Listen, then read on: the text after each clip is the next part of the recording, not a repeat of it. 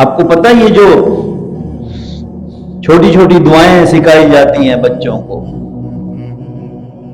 کھانے پینے کی دعا، اس کی سنتیں سکھائی جاتی ہیں مدارس میں، اسکولوں میں، اس دعاؤں کی کتنی اہمیت ہے؟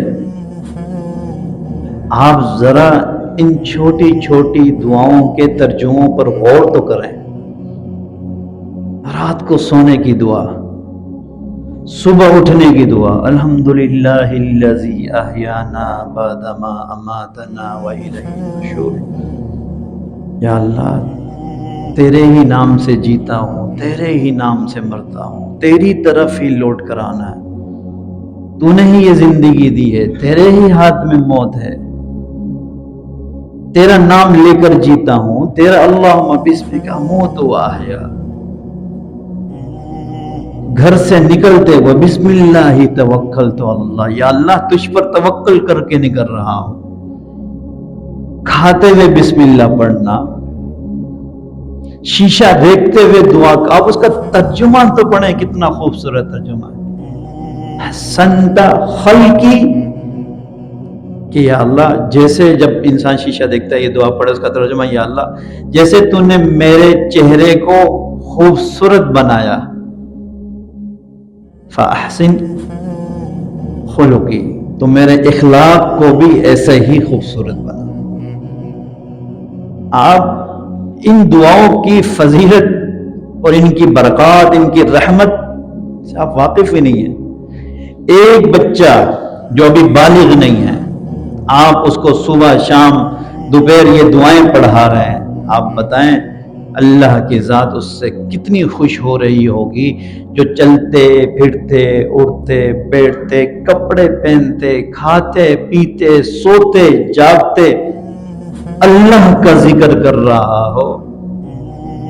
اللہ کا ذکر کرنے والوں تو اللہ فرماتے ہیں حفتہم الملائکہ وغشی الرحمہ، ملائکہ اس کی حفاظت کرتے ہیں، اس کو گھیر لیتے ہیں، میری رحمتیں اس پر برستی ہیں، سکینہ نازل ہو جاتا ہے، میں اس کو اپنی رحمتوں میں لے لیتا ہوں۔ ان دعاؤں کی برکات یہ ہوتی ہیں جب بچپن سے یہ دعائیں پڑھتا ہے اس کے دل میں اللہ کی محبت اتنی رچ جاتی ہے، بس جاتی ہے، بلوغت کے جب وہ عمر پر پہنچتا ہے خود بخود وہ عبادت کی طرف چلنے پڑتا ہے، کیونکہ اس کی روح عبادت کے ذکر کی عادی ہو چکی ہوتی ہے۔ پھر آپ پر اس کو زیادہ محنت نہیں کرنی پڑتی، پھر وہ ذکر اپنا اثر دکھاتا ہے۔ کہتے ہیں نا جب پودا لگاتے ہیں، جب پودا نکلتا ہے، درخت بنتا ہے، پھل آتے ہیں، تو پھر وہ اپنا اثر دکھاتا ہے نا، پھر اس سے فائدہ ہوتا ہے۔ تو اس لیے یہ بچوں کو دعائیں سکھانا، پڑھانا، یہ ہمارا وہ پودا ہے جس کا پھل بلوغت میں ان بچوں پر اثر انداز ہوگا، مگر ہم ان کو اہمیت نہیں دیتے، سکھاتے ہی نہیں، بتاتے ہی نہیں۔ اب ہم نے بچے کو بولنا ہے کھانا اچھے سے کھاؤ، ہاتھ دھو کے کھاؤ، اسکول جاؤ، کپڑے پہنو، نہاؤ، مگر ہم نے ان کو یہ کبھی نہیں بتایا حضور کو پسند ہے، اللہ کو پسند ہے پاک صاف رہنا، کھانا کھاتے ہوئے ہاتھ دھونا، بسم اللہ پڑھنا، سیدھے ہاتھ سے کھانا، سیدھے کروٹ سے سونا، الٹے ہو کے نہیں سونا۔ ہم منع کریں گے بچوں کو الٹا نہیں سونا بری بات ہے، پر یہ کبھی نہیں بولیں گے کہ حضور نے منع کیا ہے۔ میرے بھائی یاد رکھو، جب آپ ان کو جو نصیحت کرو گے اور نصیحت کرتے ہوئے ان کے کانوں پہ جو آواز پڑتی رہے گی، وہ بات وہ انہیں ہمیشہ یاد رہے گی۔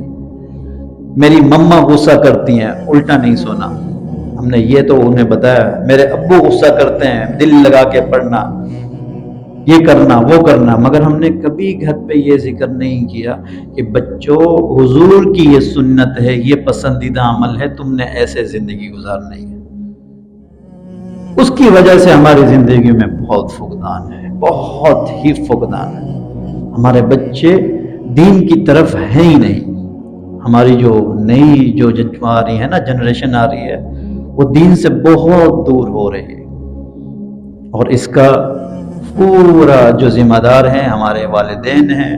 اسکول تو محنت کر رہا ہے، بتا دیتا ہے، سکھا دیتا ہے، پر اس کو اپلائی تو آپ نے کروانا ہے نا۔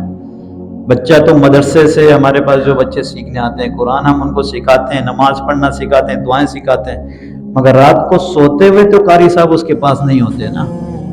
مولوی صاحب رات کو سوتے ہوئے تو اس کی ماں یا اس کا والد ہوگا بچے کے پاس، وہ بولے سونے کی دعا یاد کی بیٹا پڑھ کے سو، سنتیں کیا ہیں سونے کی، اس طرح سو۔